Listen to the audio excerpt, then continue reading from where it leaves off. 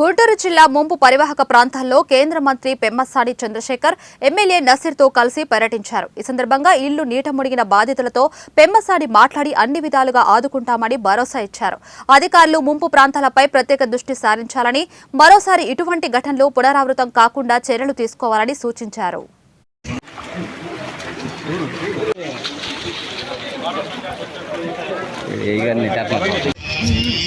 విజయన్న ముందు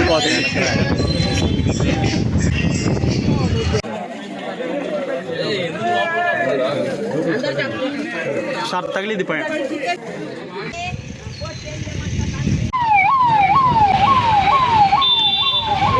ఇది కాదు.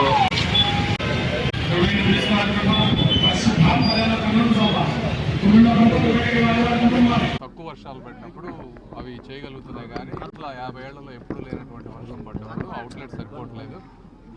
నజీర్ గారు నిన్న మార్నింగ్ నుంచి అన్ని ఏరియాల్లో తిరిగి చాలా బాగా వాళ్ళ సమస్యలు అర్థం చేసుకొని రాత్రి 1500 మందికి భోజనాలు అరేంజ్ చేశారు. వాళ్ళ పిల్లలే వచ్చి రాత్రి భోజనాలు అరేంజ్ చేయటం కానీ ఇవన్నీ చేస్తూ ఉన్నారు. ఇట్లాంటి కొన్ని ప్లేసుల్లో ఇవి ఇంతకుముందు అనాథరైజ్డ్ లేఅవుట్స్, వీటికి కూడా నజీర్ గారు వచ్చిన తర్వాత 2 నెలల నుంచి ట్యాప్ కనెక్షన్స్ తీసుకోవటం కానీ వీళ్ళందరినీ ఒక సిస్టంలోకి తీసుకురావడానికి పన్నులు కట్టించి తర్వాత ఈ పట్టాలు ఎలా ఇవ్వాలి వీళ్ళందరికీ, అదేవిధంగా రోడ్లు, డ్రైనేజీలు ఇవన్నీ తప్పనిసరిగా చేస్తాం. ఎందుకంటే వీళ్ళకే మేము మ్యాక్సిమం చేయాల్సిన అవసరం ఉంది.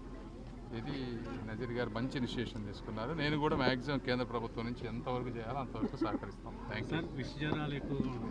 ఉంటాయమ్మా, ఇవన్నీ చాలా అంటే యాక్చువల్గా ఇళ్లలోకి వెళ్ళి చూస్తూ ఉంటే చాలా బాధాకరంగా ఉంది.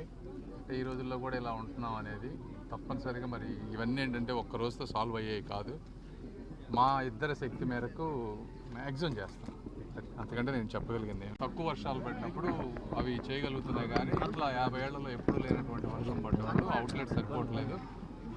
నజీర్ గారు నిన్న మార్నింగ్ నుంచి అన్ని ఏరియాల్లో తిరిగి చాలా బాగా వాళ్ళ సమస్యలు అర్థం చేసుకొని రాత్రి 1500 మందికి భోజనాలు అరేంజ్ చేశారు. వాళ్ళ పిల్లలే వచ్చి రాత్రి భోజనాలు అరేంజ్ చేయటం కానీ ఇవన్నీ చేస్తూ ఉన్నారు. ఇట్లాంటి కొన్ని ప్లేసుల్లో ఇవి ఇంతకుముందు అనాథరైజ్డ్ లేఅవుట్స్, వీటికి